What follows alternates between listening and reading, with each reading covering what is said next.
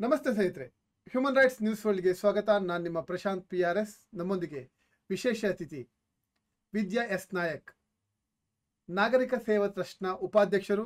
ಸಾಕಷ್ಟು ಗಿಡಮೂಲಿಕೆಗಳು ಬಗ್ಗೆ ವೈಜ್ಞಾನಿಕವಾಗಿ ತಿಳಿದುಕೊಂಡಂಥವರು ಇವತ್ತು ನಮ್ಮೊಂದಿಗಿದ್ದಾರೆ. ಆ ಗಿಡಗಳ ಬಗ್ಗೆ ಸಾಕಷ್ಟು ಮಾಹಿತಿಯನ್ನು ಹೊಂದಿದಂಥವರು ಆಗಿರೋದ್ರಿಂದ ಅವ್ರದ್ದು ವಿಶೇಷವಾಗಿ ಆ ಗಿಡಗಳ ಬಗ್ಗೆ ತಿಳ್ಕೊಳ್ಳೋಣ ಅಂತ ಹೇಳ್ತಾ, ಮೇಡಮ್ ನಿಮಗೆ ಸ್ವಾಗತ. ನಮಸ್ತೆ. ನಮಸ್ತೆ. ಗಿಡಗಳ ಪರಿಚಯವನ್ನ ನಮ್ಮ ವೀಕ್ಷಕರಿಗೆ ಮಾಡಬೇಕು ಅಂತ ನಿಮ್ಮಲ್ಲಿ ಕೇಳ್ಕೊಳ್ತಾ ಇದ್ದೀನಿ. ಯಾವ ಯಾವ ಗಿಡಮೂಲಿಕೆಗಳಂದ್ರೇನು, ಈ ನಮ್ಮ ಗಿಡಗಳಿಂದ ಏನು ಪರಿಹಾರಗಳಿದೆ, ಅದರಿಂದ ಕಾಯಿಲೆಗಳು ಗುಣ ಆಗ್ತದೆ. ಜನಗಳೇ ಪೂರ್ತಿಯಾಗಿ ಗಿಡಗಳ ಮೇಲೆ ನಂಬಿಕೆ ಕಳ್ಕೊತಾ ಇದ್ದಾರೆ. ಈಗಿನ ಸಂದರ್ಭದಲ್ಲಿ ಅಲೋಪತಿ ಬಗ್ಗೆ ಜಾಸ್ತಿ, ಇಂಗ್ಲಿಷ್ ಮೆಡಿಸಿನ್ ಬಗ್ಗೆ ಜಾಸ್ತಿ ಆಸಕ್ತಿ ಹೊಂದ್ತಾ ಇರುವಂತ ಸಮಯ. ಮನೆಯಲ್ಲಿರೋ ಗಿಡಗಳ ಪರಿಚಯವೇ ಇಲ್ಲ ಕೆಲವರಿಗೆ ಪರಿಚಯ ಇದ್ರು ಅದರಲ್ಲೇನಾಗ್ತದೆ ಅನ್ನುವಂಥ ಒಂದು ಭಾವನೆ ಬಂದಿದೆ, ನಂಬಿಕೆ ಬಂದಿದೆ. ನೀವು ವೈಜ್ಞಾನಿಕವಾಗಿ ಇದರ ಮೇಲೆ ಸಾಕಷ್ಟು ನೀವು ಒಂದು ಪ್ರಯೋಗವನ್ನು ಮತ್ತು ಸ್ಟಡಿಯನ್ನು ಮಾಡಿದಂಥವರಾಗಿರೋದ್ರಿಂದ ತಾವೇನು ಹೇಳ್ತೀರಾ ಮೇಡಮ್? ಒಂದು ಮಾತಿದೆ ಹಳ್ಳಿಯಲ್ಲಿ, ಜ್ವರ ಶೀತ ಬಂದ್ರೆ ಡಾಕ್ಟರ್ ಹತ್ರ ಹೋದ್ರೆ 1 ವಾರದಲ್ಲಿ ಗುಣ ಆಗುತ್ತೆ, ಮನೆ ಮದ್ದು ಮಾಡಿದ್ರೆ 7 ದಿನ ಮಾಡ್ಬೇಕು ಅಂತ. 7 ದಿನ ಅಂತ ಹೇಳಿದ್ರೆ ನಮ್ಗೆ ಅದು ತುಂಬಾ ದೊಡ್ಡ ವಿಚಾರ ಅಂತ ಅನಿಸುತ್ತೆ. ಇವತ್ತು ರೆಡಿ ಟು ಈಟ್ ಅಂತ ಆ ಒಂದು ಜಮಾನದಲ್ಲಿ ಇರೋದ್ರಿಂದಾಗಿ ಎಲ್ರಿಗೂ ರೆಡಿಮೇಡ್ ಸಿಗ್ಬೇಕಾಗಿದೆ. ಮನೆ ಅಂತ ಹೇಳಿದ್ರೆ ಮನೆಗೊಂದು ತುಳಸಿ ವನ, ಅಂದ್ರೆ ತುಳಸಿ ಗಿಡ ನೆಡಬೇಕು ಅಂತ, ತುಳಸಿಗೆ ನೀರ್ ಹಾಕ್ಬೇಕು ಅಂತ ಒಂದು ನಮ್ಮಲ್ಲಿ ಸಂಪ್ರದಾಯ. ಯಾಕೆ ಅಂತ ಹೇಳಿದ್ರೆ ಅದು ಒಂದು ಮೂಢನಂಬಿಕೆ ಅಲ್ಲ. ತುಳಸಿ 24 ಗಂಟೆಯೂ ಕೆಲಸ ಮಾಡುವಂತ ಒಂದು ಸಸ್ಯ. ಒಳ್ಳೆ ಆಮ್ಲಜನಕವನ್ನ ಕೊಡ್ತದೆ, ನುಸಿ ಕೀಟಗಳಿಂದ ನಮ್ಮನ್ನು ರಕ್ಷಣೆ ಮಾಡ್ತದೆ, ಅದರಲ್ಲಿ ಆಂಟಿಬಯೋಟಿಕ್ ಗುಣಗಳು ಇವೆ, ನೀರನ್ನು ಶುದ್ಧ ಮಾಡುವಂತದ್ದು. ಈಗ ಕುಡಿಯುವ ನೀರಿಗೆ ಎಲ್ಲರ ಮನೆಯಲ್ಲಿ ಪ್ಯೂರಿಫೈಯರ್ ಇಲ್ಲ, ಕುಡಿಯುವ ನೀರಿಗೆ ನೀವು ಒಂದು ಹಿಡಿ ತುಳಸಿಯನ್ನ ಹಾಕಿ ಇಟ್ಬಿಟ್ರೆ ಅದರಲ್ಲಿದ್ದ ಜರ್ಮ್ಸ್ ಎಲ್ಲ ಕ್ಲೀನ್ ಆಗ್ತದೆ ಅಂತ ಹೇಳ್ತಾರೆ. ಹಾಗೆ ತುಳಸಿಯನ್ನ ನೆಡಬೇಕು, ಅದರ ಸುತ್ತು ಪ್ರದಕ್ಷಿಣೆ ಮಾಡ್ಬೇಕು ಅಂತ ಹೇಳ್ತೀವಿ. ನಮ್ಮ ಹಿರಿಯರು ಈ ತುಳಸಿ ಗಿಡದಲ್ಲಿ ಒಂದೆಲಗ, ಪಂಚಪತ್ರೆ ಅಂತ ಹೇಳ್ತಾರೆ. ಒಂದೆಲಗ ಅಂತ ಹೇಳಿದ್ರೆ ನಮ್ಗೆ ಗೊತ್ತುಂಟು ಬ್ರಾಹ್ಮಿ ಅಂತ. ಆ ಬ್ರಾಹ್ಮಿ ಗಿಡವನ್ನ ಒಂದು ಮಧ್ಯದಲ್ಲಿ ಪ್ರಶ್ನೆ ಕೇಳ್ತೀನಿ. ಅಂದ್ರೆ ನಮ್ಮ ಪೂರ್ವಜರು ತುಳಸಿ ಕಟ್ಟೆಯನ್ನಿಟ್ಟು ಪೂಜೆ ಮಾಡೋದ್ರಲ್ಲೂ ಸಹ ಔಷಧೀಯವಾದ ಒಂದು ವಿಷಯ ಇತ್ತು, ವೈಜ್ಞಾನಿಕ ವಿಷಯ ಇತ್ತು ಅಂತ ಹೇಳ್ತೀರಾ ನೀವು? ಹಾಗಾದ್ರೆ ಖಂಡಿತವಾಗ್ಲು ಖಾಲಿ ನಂಬಿಕೆ ಮಾತ್ರ ಅಲ್ಲ, ಗಿಡದಲ್ಲಿ ಖಾಲಿ ನಂಬಿಕೆ. ತುಳಸಿ ಗಿಡದಲ್ಲಿ ಈ ಒಂದು ಬ್ರಾಹ್ಮಿ ಅಂತ, ಒಂದೆಲಗ, ತಿಮರೆ ಅಂತ ಹೇಳ್ತಾರೆ, ಈ ಗಿಡವನ್ನ ನೆಡ್ತಾ ಇದ್ರು. ಈ ಒಂದೆಲಗ ಅಂತ ಹೇಳುವಂಥದ್ದು ಇದು ಬಹಳಷ್ಟು ಒಂದು ಉಪಯುಕ್ತವಾದ ಸಸ್ಯ. ಈಗ ಒಂದು ಮನೆಯಲ್ಲಿ ಮಗು ಇದೆ ಅಂತ ಹೇಳಿದ್ರೆ ಆ ಮಗುವಿನ ಜ್ಞಾನ ವೃದ್ಧಿ ಆಗ್ಬೇಕಾದ್ರೆ ಬೆಳಿಗ್ಗೆ ಈ ಒಂದು ಎಲೆಯನ್ನು ಜಜ್ಜಿ ತೆಳುವು ಬಟ್ಟೆಯಲ್ಲಿ ಹಾಕಿ ಅದರ ರಸವನ್ನ ಕುಡಿಸಿದ್ರೆ ಮಗುವಿನ ಜ್ಞಾನ ಶಕ್ತಿ ಒಳ್ಳೇದಾಗ್ತದಂತ. ಹಾಗಂತ ಇದನ್ನು ನಿತ್ಯವೂ ತಿಂದ್ರೆ ಒಳ್ಳೇದಾ ಅಂತ ಹೇಳಿದ್ರೆ ಅಲ್ಲ. ಯಾಕೆಂತ ಹೇಳಿದ್ರೆ ಕೆಲವೊಮ್ಮೆ ಅಮೃತವು ವಿಷ ಆಗ್ತದೆ. ಸೊ ಮಗುವಿನ ದೇಹ ಪ್ರಕೃತಿ, ಅದು ಥಂಡಿ ಪ್ರಕೃತಿ ಅಂತ ಹೇಳಿದ್ರೆ ಡೈಲಿ ತಕೊಂಡ್ರೆ ಅದಕ್ಕೆ ಸಮಸ್ಯೆ ಆಗ್ಬಹುದು. ಸೊ ವಾರದಲ್ಲಿ 3 ದಿನ, ದಿನ ಬಿಟ್ಟು ದಿನ ಕೊಟ್ರೆ ಅದು ಆರೋಗ್ಯವಂತವಾಗಿ ಇರ್ಲಿಕ್ಕೆ ಸಾಧ್ಯ ಆಗ್ತದೆ. ಈಗ ನಮ್ಮಲ್ಲೆಲ್ಲ ಉಪವಾಸ ಮಾಡಿದ್ರೆ ಮರುದಿನ ಬ್ರಾಹ್ಮಿ ಚಟ್ನಿಯನ್ನು ಕಡ್ಡಾಯ, ಏಕಾದಶಿಯ ಮರುದಿನ ದ್ವಾದಶಿಗೆ ಇದನ್ನು ತಿನ್ಲೇಬೇಕು ಅಂತ ಹೇಳ್ತಿದ್ವಿ. ಹಾಗೆ ಅದು ದೇಹವನ್ನ ತಂಪುಗೊಳಿಸ್ತದೆ. ಮುಖ್ಯವಾಗಿ ಮಹಿಳೆಯರ ಆರೋಗ್ಯಕ್ಕೆ ಇದು ಬಹಳ, ಬಿಳಿಸೆರಗು ಅಂತ ಹೇಳ್ತಾರೆ ಅಂತದಕ್ಕೆಲ್ಲ ಇದು ಬಹಳ ಒಳ್ಳೆಯದು. ಡಯಾಬಿಟಿಕ್ನವರು ಈ ಒಂದೆಲಗವನ್ನ ಹಸಿಮೆಣಸು, ಶುಂಠಿ ಹಾಕಿ ನೀವು ಖಾರ ಮಜ್ಜಿಗೆ ಮಾಡ್ತೀರಲ್ಲ, ಅದರ ಜೊತೆ ಕೊತ್ತಂಬರಿ ಸೊಪ್ಪಿನ ಬದಲಿಗೆ ಇದನ್ನ ಹಾಕಿಕೊಂಡ್ರೆ ಡಯಾಬಿಟಿಕ್ನವರಿಗೆ ಬಹಳ ಒಳ್ಳೆಯದು.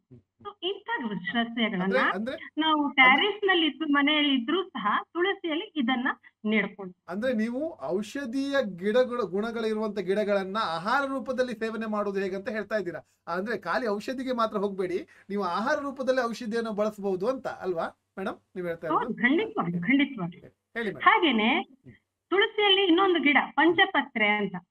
ಸಣ್ಣ ಮಗು ಇರುವ ಮನೆಗಳಲ್ಲಿ ಈ ಗಿಡ ಇರ್ಲೇಬೇಕು. ಇದಕ್ಕೇನು ಜಾಗ ಹೆಚ್ಚು ಬೇಕಾಗಿಲ್ಲ, ಒಂದು ಚಟ್ಟಿಯಲ್ಲಿ ಹೀಗೆ ನೆಟ್ರೆ ಬಹಳಷ್ಟು ಬೆಳೀತದೆ. ಪಂಚಪತ್ರೆ ನೋಡ್ಲಿಕ್ಕೆ ಸೇವಂತಿ ಗಿಡದ ತರ ಇರುತ್ತೆ. ಈ ಗಿಡದ ಸೊಪ್ಪು, ಒಂದು 4-5 ಸೊಪ್ಪನ್ನ ಜಜ್ಜಿ ಬಿಟ್ಟು ಅದಕ್ಕೆ 2 ಕಾಳು ಓಮ ಹಾಕಿದ್ರೆ ರಾತ್ರಿ ಹೇಳ್ಬೇಕಾದ್ರೆ ಸಣ್ಣ ಮಕ್ಕಳು ಹೊಟ್ಟೆ ನೋವು ಅಂತ ಹೇಳ್ಕೊಂಡು ಅಳ್ತಾರೆ.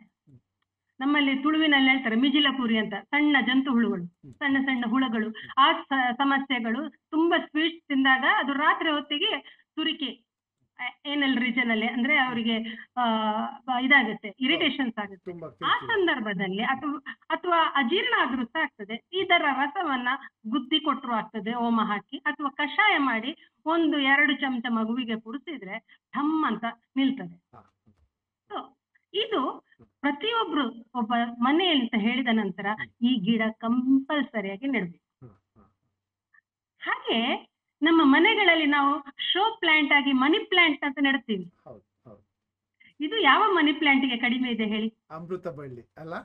ಅಮೃತ ಬಳ್ಳಿ. ಹೌದು, ಅಮೃತ ಬಳ್ಳಿಯನ್ನ ನಾವು ಜ್ವರ ಬಂದಾಗ ಮಕ್ಕಳಿಗೆ ಕಫ ಇದೆ, ಜ್ವರ ಇದೆ ಅಂತ ಹೇಳಿ ಆದ್ರೆ ಈಗ ಮಳೆಗಾಲದಲ್ಲಿ, ಎಸ್ಪೆಷಲಿ ಮಳೆಗಾಲದಲ್ಲಿ ಆಗಾಗ ಶೀತ, ಥಂಡಿ, ಜ್ವರ ಅಂತ ಬರ್ತದೆ.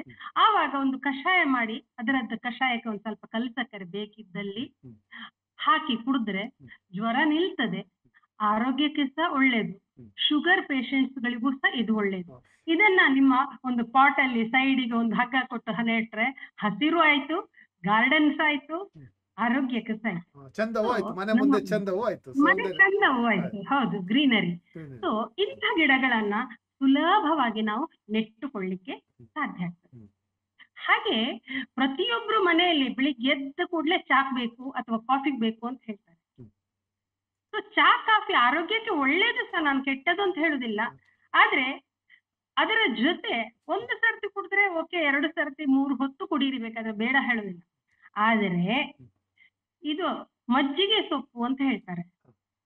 ಈ ಮಜ್ಜಿಗೆ ಸೊಪ್ಪನ್ನ ನಾವು ಮನೆಗಳಲ್ಲಿ ಇಟ್ಕೊಳ್ಬೇಕು. ಮಜ್ಜಿಗೆ ಸೊಪ್ಪು ಅಂದ್ರೆ ಅದು ಲೆಮನ್ ಗ್ರಾಸ್, ಲೆಮನ್ ಗ್ರಾಸ್, ಮಜ್ಜಿಗೆ ಸೊಪ್ಪು, ಲೆಮನ್ ಗ್ರಾಸ್ ಅಂತ ಹೇಳ್ತಾರಲ್ಲ ಇದನ್ನ ಎಷ್ಟೋ ಸರ್ತಿ ಇದನ್ನು ಪುಳ್ಳೆಣ್ಣೆ ಅಂತ ಮಜ್ಜಿಗೆ ಸೊಪ್ಪು ಅಂತ ಮಿಸ್ಟೇಕ್ ಮಾಡ್ತಾರೆ.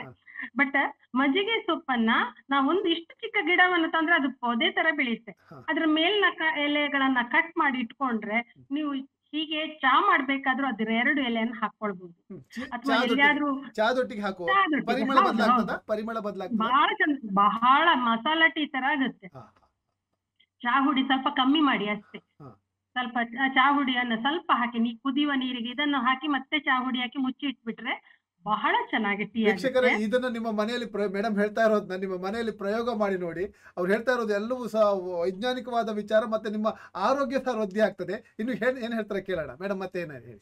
ನೀವು ಥೈಲ್ಯಾಂಡಿಗೆ ಹೋದ್ರೆ ಥೈಲ್ಯಾಂಡ್ ನಲ್ಲಿ ನಿಮಗೆ ಫಸ್ಟ್ ಅವ್ರ ಹೋಟ್ಲಿಗೆ ಹೋದ ಕೂಡಲೇ ಫ್ರೆಶ್ ಅಪ್ ಆಗ್ಲಿಕ್ಕೆ ಬಿಸಿ ನೀರಿಗೆ ಇದನ್ನು, ಅಥವಾ ಇಲ್ಲಿ ಲಾವಂಚ ಅಂತ ಹೇಳ್ತಾರೆ, ಲಾವಂಚದ ಬೇರು, ಮಡ್ಯಳ ಬೇರು ಅಂತ ಹೇಳ್ತಾರೆ ತುಳುವಿನಲ್ಲಿ. ಈ ಲಾವಂಚದ ಬೇರನ್ನು ನಮ್ಮ ಮಹಾಭಾರತದಲ್ಲಿ ನಾವು ನೋಡ್ತೇವಲ್ಲ, ದ್ರೌಪದಿಯ ಕೋಣೆಯಲ್ಲಿ ಲಾವಂಚದ ಇದನ್ನು ಹಾಕಿ ತಣ್ಣೀರು ಹಾಕಿ ಬೀಸ್ತಿದ್ರು ಅಂತೇಳಿ, ಆಗ ಅದು ಕೂಲ್ ಆಗಿರ್ತದೆ, ಅದರ ಒಂದು ಸ್ಮೆಲ್ ಬರ್ತದೆ ಅಂತ. ಈ ಲಾವಂಚ ಇದನ್ನು ಸಹ ಕುಡಿಯುವ ನೀರಿಗೆ ಹಾಕಿಟ್ರು ಆಗ್ತದೆ. ನಮ್ಮ ತಲೆಗೆ ಎಣ್ಣೆ ಹಾಕ್ತೇವಲ್ಲ, ಆ ಎಣ್ಣೆ ಬಿಸಿ ಮಾಡುವಾಗ ಇದನ್ನು ಹಾಕಿಟ್ಟು ಅದೇ ರೀತಿ ಉಪಯೋಗಿಸಿದ್ರೆ ಬಹಳ ಒಂದು ಪರಿಮಳ ಹಾಗೂ ದೇಹಕ್ಕೆ ತಂಪು. ಮುಖ್ಯವಾಗಿ ಹೆಂಗಸರಿಗೆ ಈ ವೈಟ್ ಡಿಸ್ಚಾರ್ಜ್ ಟೈಮಿಗೂ ಸಹ ಒಳ್ಳೇದು. ಅಥವಾ ಉರಿ ಮೂತ್ರ ಅಂತ ಹೇಳ್ತಾರೆ. ಇವತ್ತಿನ ಜನರು ನೀರು ಕುಡಿಯುವುದು ಕಡಿಮೆ, ಆದ್ರೆ ಇದು ಯಾವುದು ನಮ್ಮದು ಪಾಂಟಾ, ಕೊಕೊಕೋಲಾ ಅಂತ ಅದನ್ನೇ ಕುಡಿಯುವುದು ಜಾಸ್ತಿ. ಆ ಸಂದರ್ಭದಲ್ಲಿ ಉರಿಮೂತ್ರಗಳು ಅಂತದೆಲ್ಲ ಈ ಬೇಸಿಗೆಯಲ್ಲಿ ಆದ ಸಂದರ್ಭದಲ್ಲಿ ಈ ಲಾವಂಚದ ನೀರನ್ನ ಕುಡಿದ್ರೆ ಬಹಳ ಒಳ್ಳೇದಾಗ್ತದೆ. ಸೊ ಇದನ್ನು ಸಹ ನಮ್ಮ ಮನೆಗಳಲ್ಲಿ ಇಟ್ಟುಕೊಂಡ್ರೆ ಸಹ ಕುಡಿಯುವ ನೀರು ಬಹಳ ಪರಿಮಳಯುಕ್ತವಾಗಿ ಈ ಜ್ಯೂಸ್ ಗಳಿಗೆಲ್ಲ ಉಪಯೋಗಿಸುವಾಗ ಬಹಳ ಒಳ್ಳೇದಾಗ್ತದೆ. ಜಾಗ ಏನು ಹೆಚ್ಚು ಬೇಡ, ಒಂದು ಪಾಟಲ್ ಹಾಕಿ ಬಿಟ್ರೆ ಆಯ್ತು. ಸೊ ಇದು ಒಂದು ನಮ್ಮ ಮನೆಯ ಇದರಲ್ಲಿ ಒಂದು ಬಾಲ್ಕನಿಯಲ್ಲಿ ಇರ್ಬೇಕಾದ ಸಸ್ಯ. ಹಾಗೆ ಇದು ಸಹ ಜ್ವರ ನಿವಾರಕವಾಗಿ ಸಹ ಈ ನಮ್ಮ ಮಜ್ಜಿಗೆ ಸೊಪ್ಪನ್ನ ಬೇಕಿದ್ರೆ ಸ್ವಲ್ಪ ಮಕ್ಕಳು, ದೊಡ್ಡವರು ಅಥವಾ ದೊಡ್ಡವರಿಗಾದ್ರೆ 2 ಕಾಳುಮೆಣಸು ಮತ್ತೆ ಶುಂಠಿ ಇದನ್ನೆಲ್ಲ ಹಾಕಿ ಈ ಕಷಾಯವನ್ನ ಮಾಡಿ ಕುಡಿದ್ರೆ ಜ್ವರ. ಈ ಮಜ್ಜಿಗೆ ಗಿಡ ಹೇಳಿದ್ರಿ, ಲೆಮನ್ ಇದು ಹೇಳಿದ್ರದ್ರ ಬಗ್ಗೆ, ಲೆಮನ್ ಗ್ರಾಸ್, ಅದು ಜ್ವರವನ್ನು ಸಹ ನಿವಾರಣೆ ಮಾಡ್ತದಾ? ಜ್ವರವನ್ನು ನಿವಾರಣೆ ಮಾಡ್ತದೆ, ಹೌದು. ನೀವು ಕಾಳುಮೆಣಸು, ಶುಂಠಿ ಹಾಕಿ ಇದರ ಕಷಾಯವನ್ನ ಮಾಡಿದ್ರೆ ಜ್ವರ, ತಲೆನೋವು, ಮುಖ್ಯವಾಗಿ ಈ ಮದ್ವೆಗೆಲ್ಲ ಹೋಗಿ ಊಟ ಎಲ್ಲ ಮಾಡಿ ಒಂಥರ ಹೊಟ್ಟೆ ಭಾರ ಅನಿಸುತ್ತೆ, ಕೆಲವೊಮ್ಮೆ ತಲೆನೋವು ಸ್ಟಾರ್ಟ್ ಆಗುತ್ತೆ, ಅಂತ ಸಂದರ್ಭದಲ್ಲಿ ಜಸ್ಟ್ ಇದರದೊಂದು ಬಿಸಿ ನೀರಿಗೆ ಹಾಕಿ ಇದರದ್ದು ಕುಡಿದ್ರೆ ತುಂಬಾ ಶಮನ ಆಗ್ತದೆ. ಬೇಕಿದ್ರೆ ಅದಕ್ಕೆ 2 ತುಳಸಿ ಗಿಡವನ್ನು ಸಹ ತುಳಸಿ ಪತ್ರೆಯನ್ನು ಸಹ ಹಾಕೊಳ್ಬಹುದು. ಬಹಳ ಒಳ್ಳೆ ಒಂದು ರಿಲ್ಯಾಕ್ಸ್ ಫೀಲಿಂಗ್ ಅನ್ನ ಕೊಡ್ತದೆ. ವಿದೇಶದಲ್ಲೆಲ್ಲ ಈ ಮುಖ್ಯವಾಗಿ ಥೈಲ್ಯಾಂಡ್, ಇಂಡೋನೇಷ್ಯಾ ಆ ಕಂಟ್ರಿಗಳಲ್ಲಿ ನೀವು ಹೋಟೆಲಿಗೆ ಹೋದ್ರೆ ಸಹ ಇದರ ಬಿಸಿ ನೀರಲ್ಲಿ ಕೈ ತೊಳಿಲಿಕ್ಕೆ ಒಂದು ಟವೆಲ್ ಅನ್ನ ಹಾಕಿ ಇದ್ ಮಾಡಿಕೊಡ್ತಾರೆ. ಅದರಿಂದ ಒಂದು ಸಾರಿ ಮುಖವನ್ನ ಒರೆಸಿಕೊಂಡ್ರೆ ತುಂಬಾ ರಿಲ್ಯಾಕ್ಸ್ ಫೀಲಿಂಗ್ ಅನ್ನ ಕೊಡ್ತದೆ. ಈಗ ಸಾಕಷ್ಟು ಸಸ್ಯದ ಬಗ್ಗೆ ಹೇಳ್ತಾ ಬಂದಿದ್ರಿ. ಅಂದ್ರೆ ಜನರಲಿ ಈ ಕೆಲವರಿಗೆ ಗೊತ್ತಿದೆ, ಕೆಲವರಿಗೆ ಗೊತ್ತಿಲ್ಲ. ಎಷ್ಟೋ ಜನ ಇದನ್ನು ಮರ್ತಿದ್ದಾರೆ. ಈಗಿನ ಜನರೇಷನ್ ಅಂತೂ ಕಂಪ್ಲೀಟ್ ಆಗಿ ಮರ್ತಿದ್ದಾರೆ. ಹಿಂದಿನ ಜನರೇಷನ್ಗೆ ಗೊತ್ತಿತ್ತು. ಸಾಕಷ್ಟು ಗಿಡದ ಪರಿಚಯ ಮಾಡ್ತಾ ಇದ್ದೀರಿ ನೀವು. ಮುಂದಿನ ಗಿಡದ ಬಗ್ಗೆ ಹೇಳೋದಾದ್ರೆ ನೋಡಿ, ನಾವು ಶಾಲೆಗೆ ಹೋಗುವಾಗ ಮೊದ್ಲೆಲ್ಲ ಸ್ಲೇಟ್, ಈಗೆಲ್ಲ ಸ್ಲೇಟ್ ತನ್ನಷ್ಟಕ್ಕೆ ಒಂದು ಬಟನ್ ಒತ್ತಿದ್ರೆ ಇರೇಸ್ ಆಗಿ ಹೋಗ್ತದೆ ಬರ್ದದ್ದು.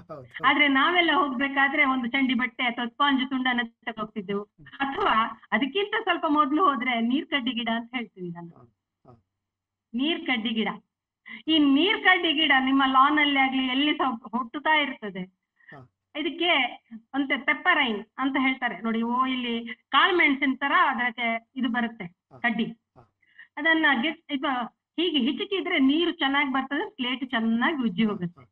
ಈ ಗಿಡದ ಒಂದು ಚಟ್ನಿ, ದೋಸೆ ಮಾಡ್ತೀರಲ್ಲ, ದೋಸೆ ಮಾಡ್ಬೇಕಾದ್ರೆ ಈ ಚಟ್ನಿ ಈ ಗಿಡವನ್ನ ಹಾಕಿಕೊಂಡು ಒಂದ್ ಸ್ವಲ್ಪ ಕಾಳುಮೆಣಸು ಹಾಕೋದು ಬೇಡ, ಒಂದು ಮೆಣಸು ಹಾಕಿದ್ರೆ, ಹಸಿ ಮೆಣಸು ಹಾಕಿದ್ರೆ ಸಾಕು, ಜೀರಿಗೆ ಹಾಕ್ಬಿಟ್ಟು ಇದನ್ನ ಸ್ವಲ್ಪ ತುಪ್ಪದಲ್ಲಿ ಹುರಿದು ಚಟ್ನಿ ಮಾಡಿದ್ರೆ ನಿಮ್ಗೆ ಶೀತ, ತಲೆಭಾರ, ಒರ್ಕೆನಿ ಅಂತ ಹೇಳ್ತಾರಲ್ಲ, ಸೈನಸೈಟಿಸ್ ಅಂತದೆಲ್ಲ ಸಮಸ್ಯೆ ಇದ್ರೆ ಇದರ ಖಾಲಿ ಸೊಪ್ಪನ್ನ ಬೆಳಿಗಿನ ಹೊತ್ತು ಒಂದು 8 ಗಂಟೆ ಹೊತ್ತಿಗೆ ಸೂರ್ಯ ಉದಯ ಆದ ನಂತರ ಅದನ್ನ ಹಿಂಡ್ಕೊಂಡು ಒಂದು ಬೊಟ್ಟು ಅದರ ನೀರನ್ನ ಈ ಹೊಳ್ಳೆಗೆ ಹಾಕೊಳ್ಳೋದು.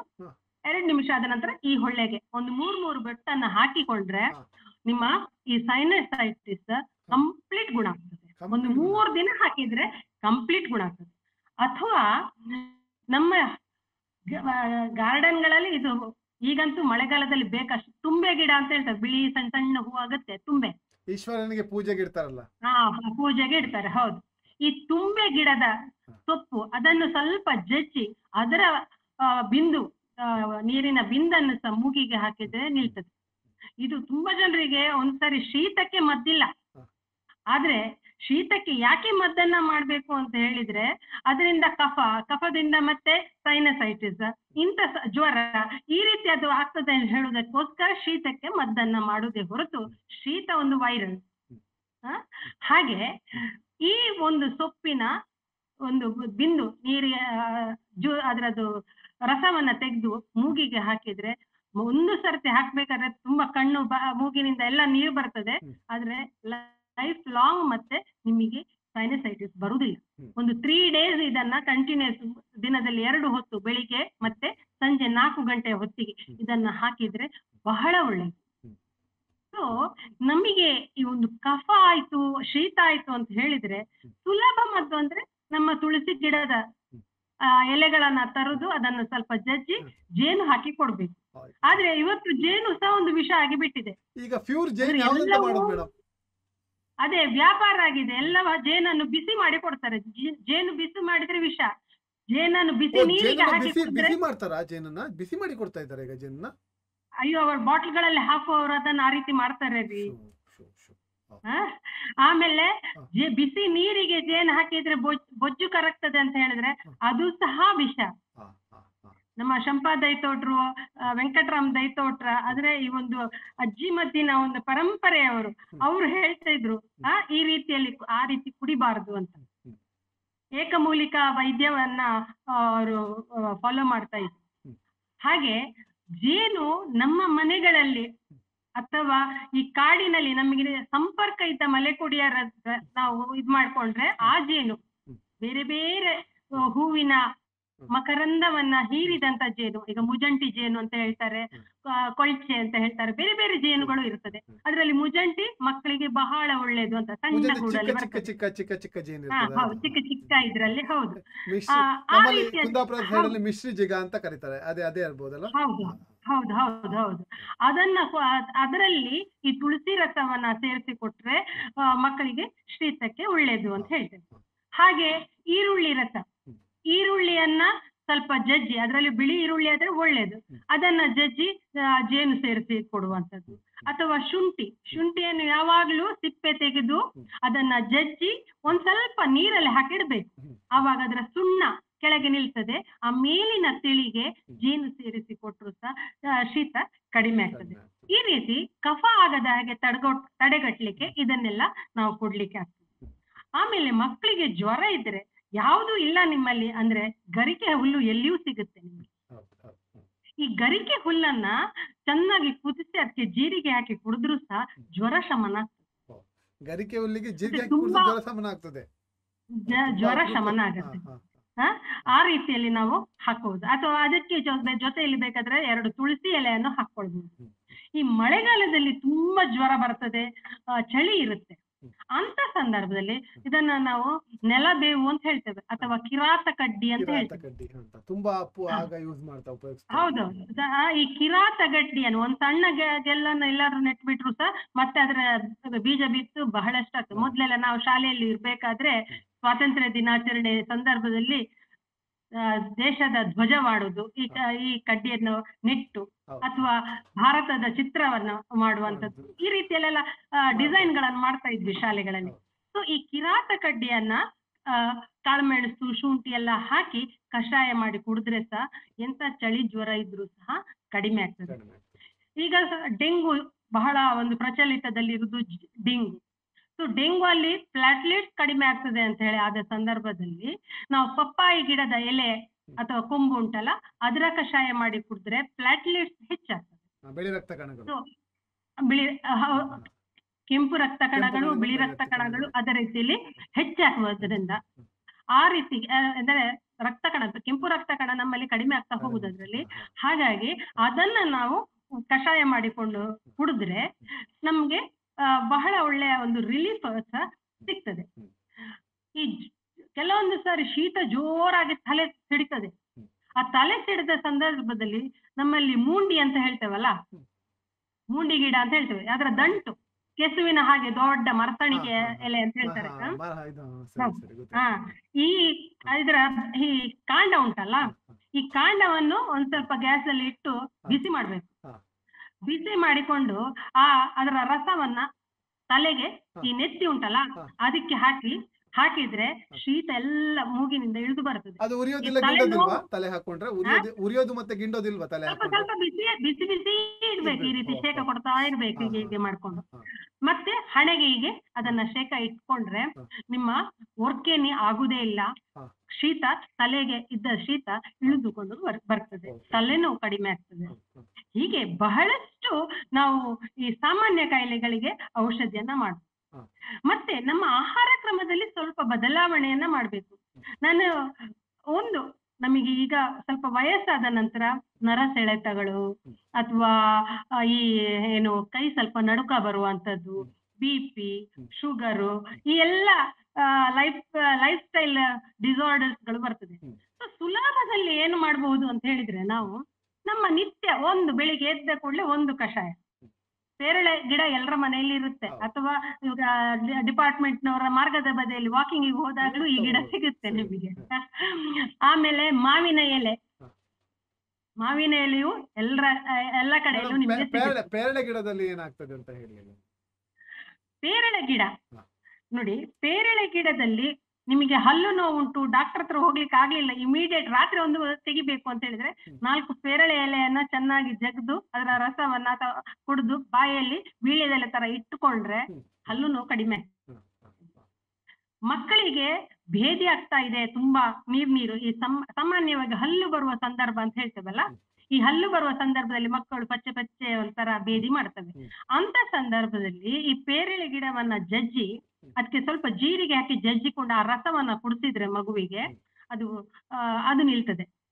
ಅಥವಾ ಅದಕ್ಕೆ ಪಿದಮಲೆ ಅಂತ ತುಳುವಿನಲ್ಲಿ ಹೇಳ್ತಾರೆ. ಅಥವಾ ನಮ್ಮಲ್ಲಿ ಹೀಗೆ ನೀರು ಭೇದಿ ಆಗೋದು, ಅದಕ್ಕೆ ಅಂಥದಕ್ಕೆ ಸಹ ಇದು ಬಹಳ ಒಂದು ಒಳ್ಳೆಯ ಔಷಧಿ. ಅದರ ಜೊತೆ ನಾವು ಆ ರೀತಿ ಭೇದಿ ಆದ್ರೆ ಇದು ಎಂಜೀರ್ ಅಂತ ಒಂದು ಸೊಪ್ಪು ಉಂಟು. ಇದನ್ನು ನೀವು ಕಾಡಿನಲ್ಲಿ ಹೋದಾಗ ನಿಮ್ಗೆ ನೀರು ಸಿಗುದಿಲ್ಲ, ನೀರಿಲ್ಲ, ಏನ್ ಮಾಡ್ತೀರಾ? ನಿಮ್ಗೆ ಜ್ಞಾನ ಇದ್ರೆ ಈ ಒಂದು ಸೊಪ್ಪಿನ ಗಿಡದ ಗೆಲ್ಲನ್ನು ಕಡಿದ್ರೆ ನಳ್ಳಿಯಿಂದ ನೀರು ಬಿಟ್ಟ ಹಾಗೆ ನೀರು ಬರುತ್ತೆ. ಯಾವ ಗಿಡ ಮೇಡಮ್ ಅದು? ಇನ್ನೊಂದ್ಸಲ ಹೇಳಿ. ಎಂಜೀರ್ ಅಂತ. ಕನ್ನಡದಲ್ಲಿ ಏನ್ ಹೆಸರಿದೆ ಅದಕ್ಕೆ?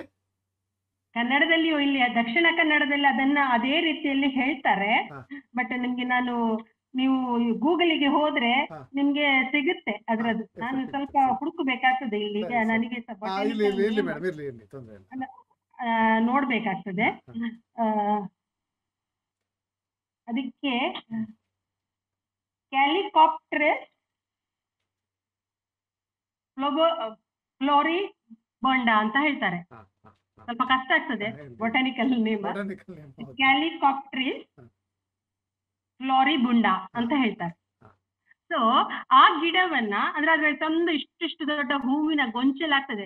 ನಾವು ಶಾಲೆಗೆ ಹೋಗುವಾಗ ಗುಲಾಬಿ ಗಿಡ ಚಂದ ಬರ್ಬೇಕು ಅಂತ ಹೇಳಿದ್ರೆ ಈ ಗಿಡವನ್ನ ತಂದು ಗುಲಾಬಿ ಗಿಡದ ಅಡಿಯಲ್ಲಿ ಹಾಕ್ತಾ ಇದ್ವಿ ಶಾಲಾ ತೋಟಕ್ಕೆ. ಸೊ ಈ ಒಂದು ಗಿಡದ ಚಟ್ನಿ ಮಾಡಿ ಸಹ ತಿನ್ಲಿಕ್ಕಾಗ್ತದೆ, ಬಹಳ ಒಳ್ಳೆಯದು.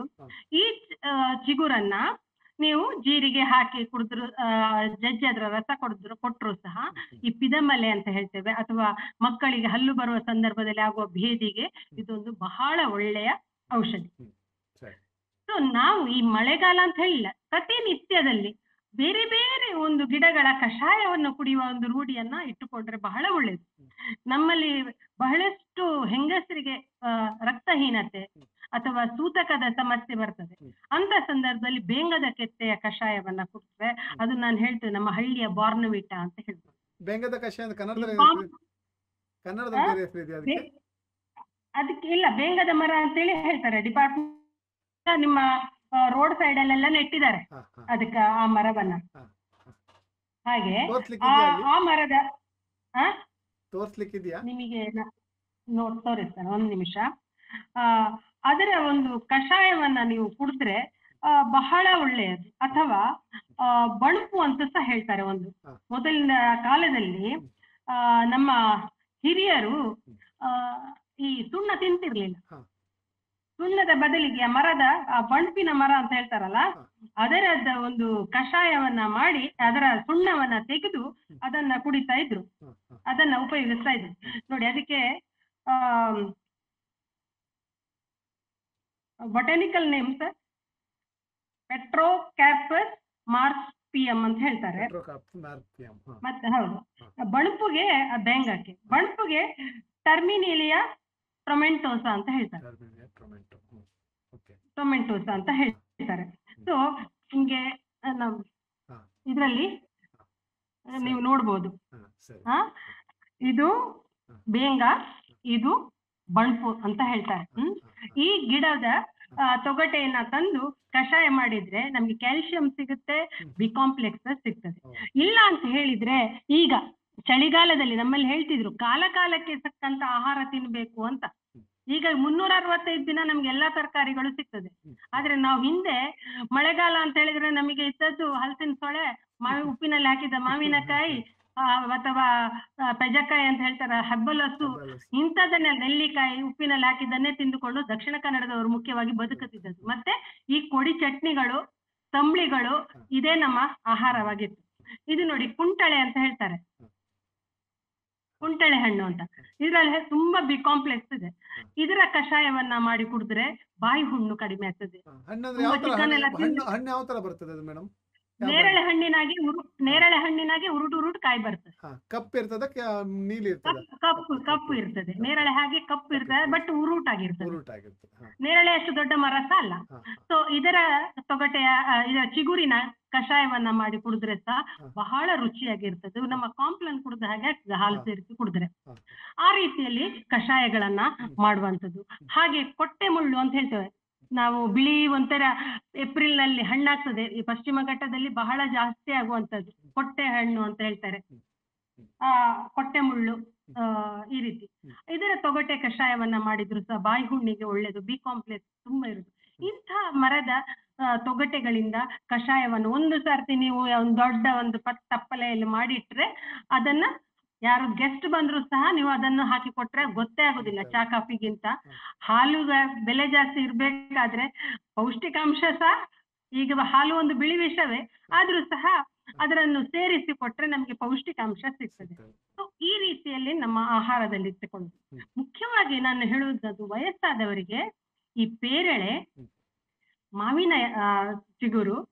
ಹಾಗೆ ನಮ್ಮ ಬಟರ್ ಫ್ರೂಟ್ ಅಂತ ಹೇಳ್ತೇವಲ್ಲ, ನಮ್ಮ ಬೆಂಗಳೂರು ಕಡೆಯಲ್ಲೆಲ್ಲ ಮಾರ್ಗದ ಬದಿಯಲ್ಲಿ ನೆಟ್ಟಿದ್ದಾರೆ.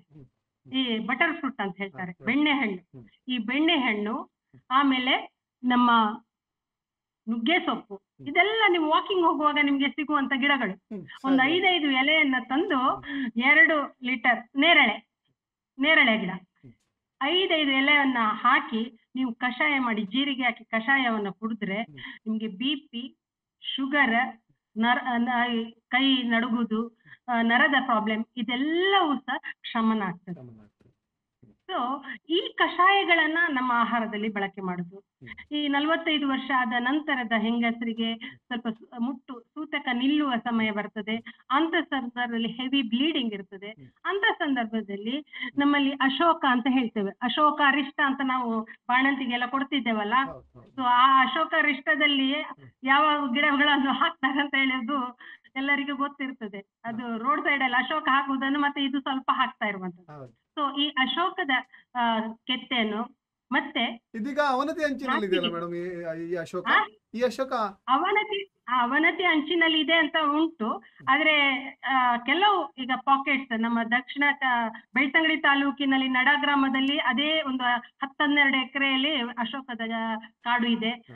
ಆಗುಂಬೆಯಲ್ಲಿ ಇದೆ. ಆದ್ರೂ ಈಗ ಎಂಡೇಂಜರ್ ಆಗ್ತಾ ಇದೆ. ಮೊದ್ಲೆಲ್ಲ ಮನೆಗಳಲ್ಲಿ ಒಂದೊಂದು ಮರ ನೆಡ್ತಾರೆ. ಸಾಮಾನ್ಯವಾಗಿ ಈ ವಾಳ್ಯಗಳಲ್ಲಿ ಬ್ರಾಹ್ಮಣರ ವಾಳ್ಯ ಅಂತ ಹೇಳ್ತಾರಲ್ಲ, ಅಲ್ಲಿ ಈ ಗಿಡ ಇದ್ದೇ ಇರ್ತದೆ. ಯಾಕೆಂದ್ರೆ ಪೂಜೆಗೆ ಇದಕ್ಕೆಲ್ಲ ಬೇಕಾಗ್ತದೆ, ನಮ್ಗೆಲ್ಲ ಗೌರಿ ಪೂಜೆಗೆಲ್ಲ ಬೇಕು. ಸೊ ನಮ್ಮ ಮನೆಗಳಲ್ಲೆಲ್ಲ ಇಂಥ ಮರಗಳನ್ನು ನಾವು ನೆಡ್ತೇವೆ. ಹಾಗೆ ಅಶೋಕ, ಆಮೇಲೆ ನಾಚಿಗೆ ಮುಳ್ಳಿನ ಕಷಾಯ, ಕಡಿರ ಬೇರು ಅಂತ ಹೇಳ್ತಾರೆ. ಇದೊಂದು ಗಿಡ ಕಡಿರ ಬೇರು ನಮ್ಮ ತೋಟಗಳಲ್ಲೆಲ್ಲ ಸಾಮಾನ್ಯವಾಗಿ ಇರ್ತದೆ. ಇದರ ಸಮೂಲ ಕಷಾಯ ಮಾಡಿದ್ರೆ ನಮ್ಗೆ ಈ ಬ್ಲೀಡಿಂಗಿಗೆ, ಆ ಸಂದರ್ಭದಲ್ಲಿ ತುಂಬಾ ಬ್ಲೀಡಿಂಗ್ ಇದ್ದವಾಗ ಸೊಂಟ ನೋವು ಇರ್ತದೆ, ಇದಕ್ಕೆಲ್ಲ ಬಹಳ ಒಂದು ಒಳ್ಳೆಯ ಔಷಧಿ. ಈ ರೀತಿ ಕಷಾಯ ಮಾಡಿಕೊಂಡು ನಾವು ಕುಡಿದ್ರೆ ಯಾವುದೇ ಸೈಡ್ ಎಫೆಕ್ಟ್ಸ್ ಇರುವುದಿಲ್ಲ. ಮತ್ತೆ ನಮ್ಮ ಆಹಾರದಲ್ಲಿ ನಾವು ಕರಿಬೇವನ್ನು ಬಹಳಷ್ಟು ಉಪಯೋಗಿಸ್ತೇವೆ. ಮುಖ್ಯವಾಗಿ ಈಗ ಶುಗರ್ ಇದ್ದವರಿಗೆ ಆ ಕರಿಬೇವಿನ ಚಟ್ನಿ ಪುಡಿ ಮಾಡಿಕೊಳ್ಳುವಂಥದ್ದು, ಅಥವಾ ಕರಿಬೇವನ್ನ ಪದಾರ್ಥಕ್ಕೆ ದೋಸೆಗೆಲ್ಲ ಮಾಡ್ಬೇಕಾದ್ರೆ ನಮ್ಮ ಸಾಂಪ್ರದಾಯಿಕ ದೋಸೆಯನ್ನೇ ಮಾಡ್ಬೇಕಾಗಿಲ್ಲ. ಆ ರೀತಿ ಹಸಿಮೆಣಸು, ಶುಂಠಿ ಎಲ್ಲ ಹಾಕಿಕೊಂಡು ಒಂದ್ ಸ್ವಲ್ಪ ಕರಿಬೇವನ್ನ ಚೂರ್ ಮಾಡಿಕೊಂಡು ಹಾಕಿಕೊಂಡ್ರೆ ಆವಾಗ ನ್ಯೂಟ್ರಿಷಿಯಸ್ ಆಗ್ತದೆ, ಕಲರ್ಫುಲ್ ಆಗಿರ್ತದೆ, ಹೆಲ್ತಿಗೂ ಸಹ ಒಳ್ಳೇದಾಗ್ತದೆ. ಸೊ ಆ ರೀತಿಯಲ್ಲಿ ನಮ್ಮ ಆಹಾರ ಕ್ರಮವನ್ನ ಬದಲಾಯಿಸುವಂಥದ್ದು. ನುಗ್ಗೆ ಸೊಪ್ಪನ್ನು ಹೆಚ್ಚೆಚ್ಚು ಆಹಾರದಲ್ಲಿ ಬೆಳೆಯುವ ಮಕ್ಕಳಿಗೆ, ಯಾಕಂದ್ರೆ ಈ ಹದಿಹರೆಯಕ್ಕೆ ಬರುವಂತ ಮಕ್ಕಳಿಗೆ ರಕ್ತಹೀನತೆ ಬರ್ತದೆ. ಇವತ್ತಿನ ಫುಡ್ ಹ್ಯಾಬಿಟ್ಸ್ ರಿಚ್ ಮತ್ತೆ ಪುವರ್ ಅಂತ ಭೇದ ಇಲ್ಲ. ಇವತ್ತು ಬ್ಯೂಟಿ ಕಾನ್ಶಿಯಸ್ ಅಂತ ಹೇಳಿಕೊಂಡು ನಾವು ನಮ್ಮ ಫಿಗರ್ ಅನ್ನು 0 ಫ್ಯಾಟ್ ಅಂತ ಹೇಳ್ಕೊಂಡು ಮಾಡ್ಕೊಳ್ಳುವ ಧಾವಂತದಲ್ಲಿ ಏಕ್ದಮ್ ಎಕ್ಸರ್ಸೈಸ್ ಮಾಡುದು, ಮತ್ತೆ ಹೋಗಿ ಬರ್ಗರ್ ತಿಂದುಕೊಂಡು ಬರ್ತೇವೆ ನಾವು, ಅಥವಾ ಫಾಸ್ಟ್ ಫುಡ್ ಅನ್ನ ತಿಂತೇವೆ, ಪುರ್ಸೊತ್ತಿಲ್ಲ ಆಮೇಲೆ. ಆದ್ರ ಬದಲಿಗೆ ಪ್ರತಿ ಆಹಾರದಲ್ಲಿ ನಾವು ನುಗ್ಗೆ ಸೊಪ್ಪಿನ ಪಲ್ಯ, ನುಗ್ಗೆ ಸೊಪ್ಪಿನ ದಾಲ್, ನುಗ್ಗೆ ಸೊಪ್ಪು ಬಾತ್, ಅದು ಯಾವ್ದು ಸಾಧ್ಯ ಇಲ್ಲ ಅಂತ ಹೇಳಿದ್ರೆ ನುಗ್ಗೆ ಸೊಪ್ಪಿಗೆ ಒಂದ್ ಸ್ವಲ್ಪ ಚೆನ್ನಾಗಿ ಮಿಕ್ಸಿಯಲ್ಲಿ ರುಬ್ಬಿಕೊಂಡು ಅದಕ್ಕೆ ಒಂದ್ ಸ್ವಲ್ಪ ಸೋಸಿ ಬೆಲ್ಲ ಹಾಕಿ ಚೆನ್ನಾಗಿ ಕುದಿಸಿ ಅದಕ್ಕೆ ಸೋಂಪು ಮತ್ತೆ ಜೀರಿಗೆಯನ್ನ ಹಾಕಿ ದಿನಾಲು 2 ಚಮಚದ ತರ ಟಾನಿಕ್ ತರ ಕುಡಿದ್ರೆ ರಕ್ತಹೀನತೆ ಕಂಪ್ಲೀಟ್ ನಿಮ್ಗೆ ಶಮನ ಆಗ್ತದೆ. ಸೊ ಈ ರೀತಿ ಆಹಾರದ ಮೂಲಕ ನಾವು ಆರೋಗ್ಯವನ್ನ ಪಡೆದುಕೊಳ್ಬೇಕು ಅಂತ ಹೇಳಿದ್ರೆ, ಸಾಮಾನ್ಯ ಕಾಯಿಲೆಗೆ ಯಾವ್ದು ಗಿಡಮೂಲಿಕೆ ಬೇಕು, ನನ್ನ ಮನೆ ಅಂತ ಹೇಳಿದ ಕೂಡಲೇ ನಮಗೆ ಬೆಡ್ರೂಮ್ ಹೇಗಿರ್ಬೇಕು, ಕಿಚನ್ ಹೇಗಿರ್ಬೇಕು ಅಂತ ಯೋಚಿಸುವಾಗ ನನ್ನ ವೆರಾಂಡ ಅಥವಾ ನನ್ನ ಇದರಲ್ಲಿ ಕನಿಷ್ಠ ನಾನು ಯಾವ್ದು ಗಿಡಗಳನ್ನ ಬೆಳೆಸ್ಕೊಳ್ಬೇಕು ಅಂತ ಒಂದು ಜ್ಞಾನವನ್ನ ಇಟ್ಟುಕೊಂಡ್ರೆ ಇದನ್ನೆಲ್ಲವನ್ನ ನಾವು ಚೆನ್ನಾಗಿ ಒಂದು ಸಣ್ಣ ಕರಿಬೇವಿನ ಗಿಡವನ್ನ ನೆಡುವಂಥದ್ದು, ಅಥವಾ ಬಸಳೆ 1-2 ನೆಡುವಂಥದ್ದು. ಬಸಳೆಯಲ್ಲಿ ಬೇಕಾದಷ್ಟು ವೈಟಮಿನ್ ಎ ಇದೆ. ನೀವು ಕ್ಯಾರೆಟ್ ತಿನ್ಬೇಕಾದ್ರೆ ಅದಕ್ಕೆ ಎಷ್ಟು ಪೆಸ್ಟಿಸೈಡ್ ಹಾಕಿದಾರೆ ಅಂತ ಗೊತ್ತಿರೋದಿಲ್ಲ. ನುಗ್ಗೆ ಸೊಪ್ಪಿಗೆ ನಿಮ್ಗೆ ಯಾರು ಪೆಸ್ಟಿಸೈಡ್ ಹೊಡಿಲಿಕ್ಕೆ ದೊಡ್ಡ ಮಟ್ಟದಲ್ಲಿ ಮಾಡುವವರು ಹಾಕ್ತಾರೆ, ಆದ್ರೆ ಮನೆಯಲ್ಲಿ ಆದ್ರೆ ನಿಮ್ಗೆ ಅಗತ್ಯ ಇರೋದಿಲ್ಲ. ಸೊ ನಮ್ಮ ಮನೆ, ನಾವು ನಾಗರಿಕ ಸೇವಾ ಟ್ರಸ್ಟ್ನಿಂದ ಈ kitchen herbal garden expenditure reduction programme ಅಂತ ಮಾಡ್ತಾ ಇದ್ವಿ. ಅವಾಗ ನಮ್ಮದು ಹಸಿರು ಬೇಲಿ ಮಾಡಿ ಅಂತ ಹೇಳ್ತಾ ಇದ್ವಿ. ಈಗ ಬೇಲಿಯಲ್ಲಿ ನಮ್ದು ಜೈವಿಕ ಬೇಲಿಗಳು ಹೋಗಿ ಕಾಂಪೌಂಡ್ ಗೋಡೆಗಳಲ್ಲಿ ತರಹವಾರಿ ಬಂದಿದೆ. ಸೊ ನಮ್ಮ ಬೇಲಿಗಳು ಹೇಗಿರ್ಬೇಕು ಅಂದ್ರೆ ಪೊಂಗಾರೆ ಕುಂಟೆಯನ್ನು ಹಾಕ್ಬೇಕು. ಕೊಂಗಾರೆಯನ್ನ ನೆಟ್ರೆ ಅದಕ್ಕೆ ಒಂದು ಅಮೃತ ಬಳ್ಳಿಯನ್ನು ಬಿಡಿ, ಇನ್ನೊಂದು ಕುಂಟೆಗೆ ನೀವು ಕಾಳುಮೆಣಸಿನ ಬಳ್ಳಿಯನ್ನು ಬಿಡಿ, ಇನ್ನೊಂದು ಕಡೆಯಲ್ಲಿ ವೀಳ್ಯದೆಲೆಯನ್ನು ಬಿಡಿ ಅಲ್ವಾ. ನಿಮಗೆ ಔಷಧಿಗೆ ಆಯ್ತು, ಮನೆ ಮದ್ದಿಗೂ ಸಹ ಆಯ್ತು.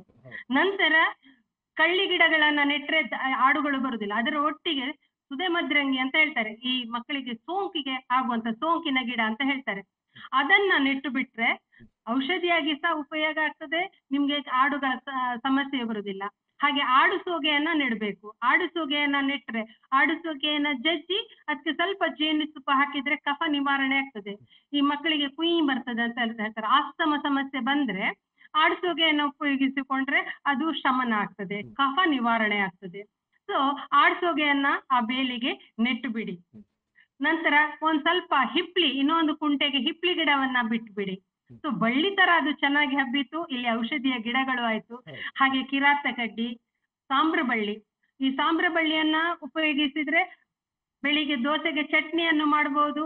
ಮಕ್ಕಳಿಗೆ ಶೀತ ಉಂಟು, ಸ್ನಾನ ಮಾಡಿಸ್ಬೇಕಾದ್ರೆ ಒಂದ್ ಸ್ವಲ್ಪ ಬಿಸಿ ಮಾಡಿ ಅದರ ರಸವನ್ನ ಮೈಗೆ ಹಚ್ಚಿ ಬಿಟ್ರೆ ಥಂಡಿ ನಿವಾರಣೆ ಆಗ್ತದೆ. ಮಕ್ಕಳಿಗೆ ಶೀತ ಉಂಟು ಅಂತ ಸ್ನಾನ ಮಾಡಿಸದೇ ಇರಬಾರ್ದು. ಮಕ್ಕಳಿಗೆ ಸ್ನಾನ ಮಾಡಿಸ್ಬೇಕು, ಬಿಸಿ ಬಿಸಿ ಸ್ವಲ್ಪ ಮಾಡಿಸ್ಬೇಡಿ, ಬಿಸಿ ಸ್ನಾನವನ್ನ ಮಾಡಿಸಿ ಇದರ ಒಟ್ಟಿಗೆ ಆ ಸಾಂಬ್ರ ಬಳ್ಳಿ ರಸವನ್ನ ಹಚ್ಚಿ ಬಿಟ್ರೆ ಕಫ ನಿವಾರಣೆ ಆಗ್ತದೆ. ಅದನ್ನು ಸ್ವಲ್ಪ ಜೇನು ಹಾಕಿ ಕುಡಿಲಿಕ್ಕೂ ಕೊಟ್ಟರು ಸಹ ಒಳ್ಳೆಯದು. ಸೊ ಒಂದು ಮನೆಯಲ್ಲಿ ಸಾಂಬ್ರ ಬಳ್ಳಿ ಗಿಡವನ್ನ ನೆಡುವಂಥದ್ದು, ಪಂಚಪತ್ರೆ, ಒಂದೆಲೆಗ. ಹಾಗೆ ಈಗ ಎಲ್ರಿಗೂ ಗ್ಯಾಸ್ಟ್ರಿಕ್ ಹೇಳಿದ್ರೆ ಮಾತು ಹೇಳಿ ಎತ್ತಿದ್ರೆ ಗ್ಯಾಸ್ಟ್ರಿಕ್ ಅಂತ ಹೇಳ್ತಾರೆ. ಸೊ ಗ್ಯಾಸ್ಟ್ರಿಕ್ ಅಂತ ಹೇಳಿ ಇದ್ದ ಸಂದರ್ಭದಲ್ಲಿ ನಾವು ಇದೊಂದು ಸಾಧಾರಣ ಗದ್ದೆ ಹುಣಿಯಲ್ಲಿ ಇರ್ತದೆ, ನೆಲನೆಕ್ಕರೆ ಅಂತ ಹೇಳ್ತಾರೆ, ನೆಲನೆಕ್ಕರೆ ಗಿಡ ಅಂತ. ಈ ನೆಲನೆಕ್ಕರೆ ಗಿಡ, ಗರಿಕೆ ಹುಲ್ಲು, ಮತ್ತೆ ಇದು ಭದ್ರಮುಷ್ಟಿ ಅಂತ ಹೇಳ್ತಾರೆ, ಆ ಸೊಪ್ಪು ಒಂಥರ ಹುಲ್ಲು. ನಾವು ಎಲ್ಲಿಯಾದ್ರೂ ನಮ್ಮ ಗೋಡೆ ಬದಿಯಲ್ಲಿ ಇರ್ತದೆ, ಸಾಧಾರಣ ಈ ರೀತಿಯಲ್ಲೇ ಇರ್ತದೆ ಈ ಗಿಡ. ಅದರ ಬೇರು ಮಾತ್ರ ಈ ನೇರಳೆ ಕಲರ್ ಇರ್ತದೆ, ಪರಿಮಳವಾಗಿರ್ತದೆ.